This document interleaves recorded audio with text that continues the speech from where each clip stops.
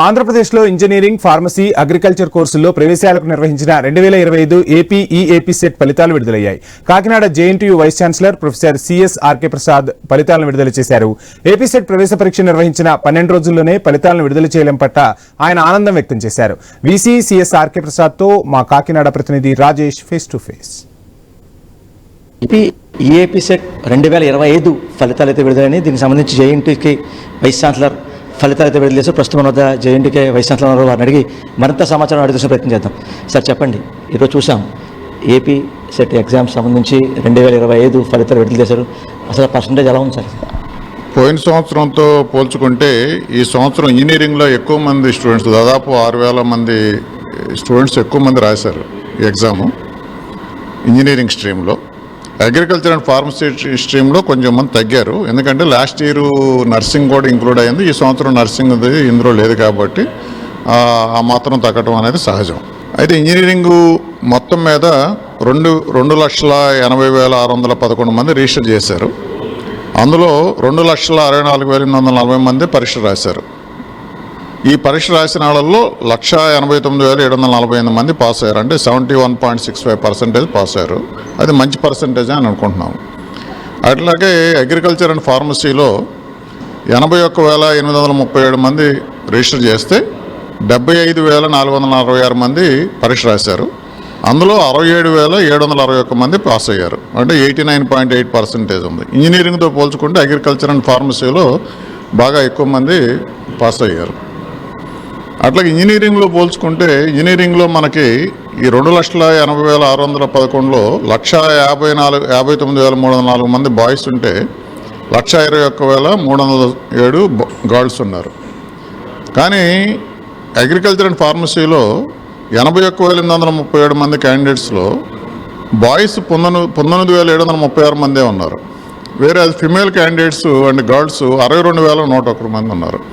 అంటే దాదాపు మూడు వంతులు ఏమన్నా గర్ల్స్ ఉన్నారు ఇక్కడ, ఒక వంతే బాయ్స్ ఉన్నారు. ఏది అగ్రికల్చర్ అండ్ ఫార్మసీ ఎగ్జామ్స్ రాసినటువంటి పిల్లల్లో.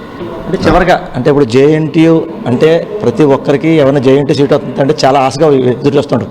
అటువంటిది ఈరోజు ఇంటర్మీడియట్ అయ్యి ఇంజనీరింగ్ వెళ్ళేవారికి కానీ లేకపోతే అగ్రికల్చర్ సంబంధించి వెళ్ళేవారికి కానీ మీరు ఇచ్చే సూచన ఏంటి? మరి ఎలా వెళ్తే బాగుంటుంది ఉన్నారు? అంటే మన ఉభయ తెలుగు రాష్ట్రాల్లోనూ ఎక్కువగా ఏముందంటే ఇంజనీరింగ్, మెడిసినే ఉంది. ఇంటర్మీడియట్ తర్వాత ఇవి తప్పితే ఇంకా వేరే జాబ్స్ ఆపర్చునిటీస్ కానీ వేరే కోర్సులు కానీ లేవు అనేటువంటి అపోహలు చాలామందికి ఉన్నాయి. ఇప్పుడిప్పుడే మార్పు వస్తుంది మన సమాజంలో కూడా. మన స్టేట్ గవర్నమెంట్ కూడా నాకు గుర్తుండి ఇంతకుముందు ఒక బుక్లెట్ కూడా రిలీజ్ చేశారు. అంటే ఇంటర్మీడియట్ తర్వాత ఏ విద్యార్థులు ఏ రంగాల్లోకి వెళ్ళొచ్చు, వాటిలో ఉద్యోగ అవకాశాలు ఎలా ఉన్నాయి అనేది కూడా చేశారు.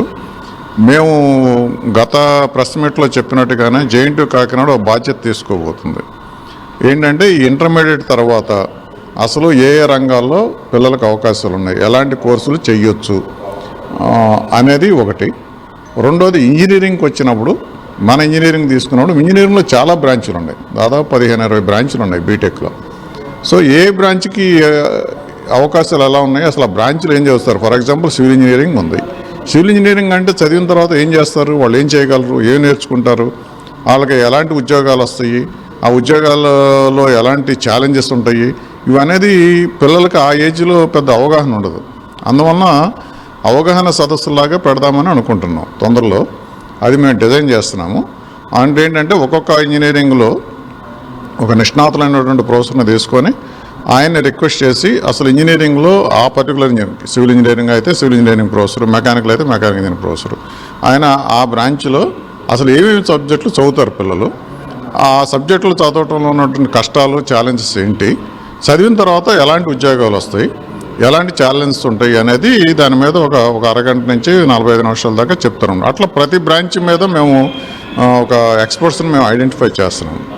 ఇదే కాకుండా ఇంజనీరింగ్ కాకుండా నాన్ ఇంజనీరింగ్ కోర్సెస్ ఏమున్నాయి, దానివల్ల సమాజంలో లేకపోతే ఇండస్ట్రీలో ఎలాంటి అవకాశాలు ఉన్నాయి అనే దాని మీద కూడా అవగాహన కల్పిద్దామని అనుకుంటున్నాం. ఇది ముందు మేము కాకినాడలో చేస్తాము, ఇక్కడే మా జేఎన్టీయూ కాకినాడ ఆడిటోరియంలోనే కొన్ని రోజులు, అంటే 2-3 ప్రోగ్రామ్స్ లాగా చేద్దామని. ఎందుకంటే చాలామంది పిల్లలు ఉంటారు కాబట్టి అందరూ ఒకే రోజు రాకపోవచ్చు కాకినాడ సిటీలోనే.